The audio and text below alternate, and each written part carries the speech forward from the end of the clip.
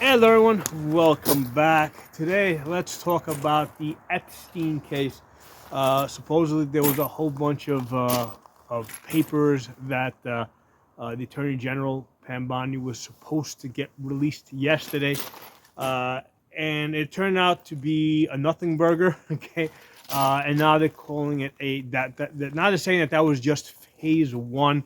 Um, it seems to me like they're scrambling to do some covering up things. This release, I don't think, went exactly the way she had planned, but it definitely looks like a case of the FBI covering up stuff. Okay, so let's talk about what's going on here. So what I think is really going on here is that the FBI was running a deep state blackmail operation. Okay, now they may have not started it; they may have come into it, but they found it and they decided to utilize it. And essentially, when we talk about these large agencies, they are political classes unto themselves. Okay, so their primary goal is to maintain and grow their power. Okay, they want to keep getting fed. Okay, and the people that feed them are the politicians that pass the budgets. Okay, so they want to be able to apply pressure on politicians to keep raising their budgets, keep empowering that political class, right? The deep state. So it seems to me that blackmail was the way that they were doing it, and Epstein was the vehicle that they were using. Okay, and I think that's what is at the heart of it. And I think that when basically things got out of hand and they eliminated him. Okay, I mean that's what I think the story is here. Okay, now does that make sense? Is it possible? Well, first of all, let's look at, for example, the CIA. What does the CIA do around the world? Okay, this is exactly the type of things that they do, right? They go around the world bribing and blackmailing people. Okay, buying people. That's what the CIA does. So this is like a deep state thing that goes back many decades. So why would the FBI be different than the CIA? In fact, like anytime you call these people, to testify in the Congress, basically they cannot answer any questions because basically they would be revealing methods and sources. Okay, that is something that needs to be outlawed. Okay, anytime these people are called before the Congress, regardless of which side calls them, when they're called in front of Congress and subpoenaed, they have to answer the question. Okay, if there's people that need to be protected, right? Let's say they got people on the inside somewhere. You give them whatever 24 hours to get their people out. That mission or that investigation is over at that point. They'll have to start over again, but they have to answer the questions. Okay, and that's regardless which side is asking the questions. Okay, we need to get things out in the open. No more hiding stuff. Okay, the government should not have secrets from the people. Okay, so.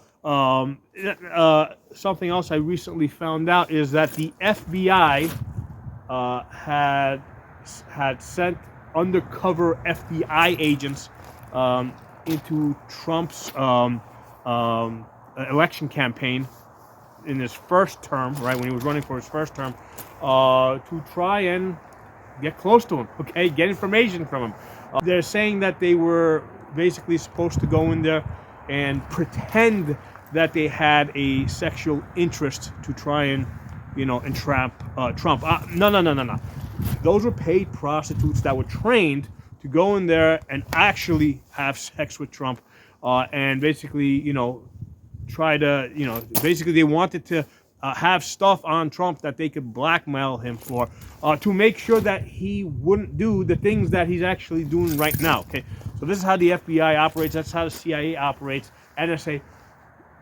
All these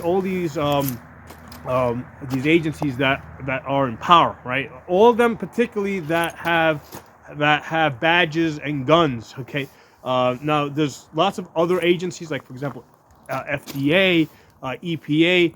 I mean, they're equally as dangerous, but they don't have guns. Okay, so they had basically the way they threaten people is, mostly with fines and violations, right?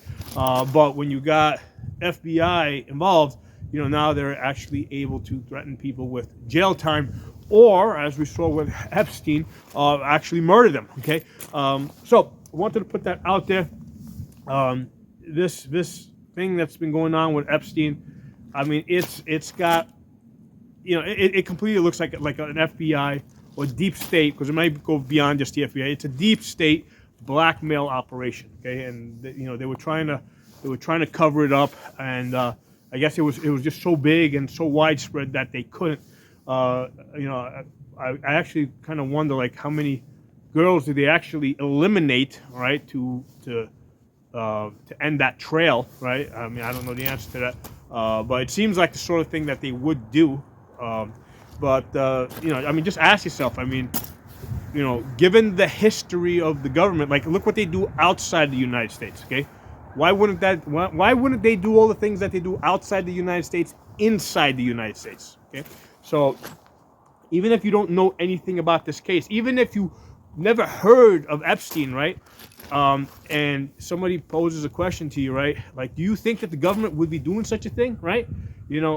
Setting up politicians, with women for the purpose of blackmailing them. Would the government do something like that? And the answer, I think, is yes, they would do it. Okay. So anyway, something for you guys to think about. Let me know what you guys think. Drop some comments below. I'll talk to you all soon. One more thing I'd like to add. What should be done about this? Okay. So the thing that needs to be done is that these bureaucracies, right, FBI, CIA, all these different agencies, they need to be dismantled, defunded, to the point that they can never do this type of thing again. Okay, this political class, right, needs to be destroyed. Okay, you can't have this separate political class, separate from the rest of society. Okay, you can't do some type of oversight thing, right? Because if you've got a group of people that are so powerful, eventually they'll find a way around it. Okay, so there's no fixing this. You just got to get rid of them.